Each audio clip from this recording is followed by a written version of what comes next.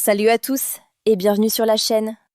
Aujourd'hui, on va parler d'un sujet qui touche tout le monde, les courses alimentaires. Tu le sais peut-être pas, mais c'est un des plus gros postes de dépenses chaque mois. Et la bonne nouvelle, c'est qu'il y a plein d'astuces simples pour économiser sans se priver. Avant d'aller faire tes courses, la première étape, c'est avant même d'aller au supermarché. Beaucoup de gens partent sans préparation et c'est la pire erreur. Ce qu'il faut faire, d'abord, vérifie ton frigo et tes placards. Regarde ce que tu as déjà. Tu seras surpris de voir combien de produits tu avais oubliés. Ensuite, planifie tes repas pour 3 à 7 jours. Pas besoin d'un menu de chef étoilé, juste des repas simples que tu sais préparer. Fais une liste stricte en fonction de ce menu. Et surtout, tiens-toi à cette liste. Fixe un budget maximum avant d'entrer dans le magasin. Ça te force à rester raisonnable.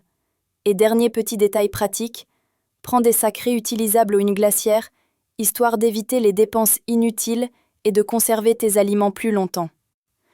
Pendant les courses. Maintenant, passons à la partie la plus critique. Pendant les courses, c'est là que les pièges sont partout.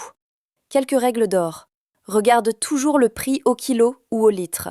C'est le vrai comparateur, pas le prix affiché en gros. Privilégie les marques distributeurs. Souvent, c'est fabriqué dans la même usine que les grandes marques, mais c'est 20 à 50% moins cher. Achète en vrac ou en gros pour les produits qui se conservent. Riz, pâtes, conserves, café.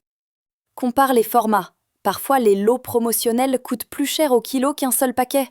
Choisis des fruits et légumes de saison. Ils sont moins chers, meilleurs et souvent locaux. Congelés égale tes alliés. Les légumes congelés coûtent souvent moins cher, durent plus longtemps et gardent leurs vitamines. Conclusion. Tu vois, faire ses courses intelligemment, ce n'est pas se priver, c'est juste être malin. Et quand tu additionnes toutes ces petites économies, ça fait une énorme différence. Exemple concret. Si tu économises seulement 20 € par semaine, ça fait plus de 1000 € par an. Et si tu investis cet argent, imagine ce que ça peut représenter dans 10 ou 20 ans. Donc retiens ça. Chaque euro économisé, c'est un euro qui peut travailler pour toi demain.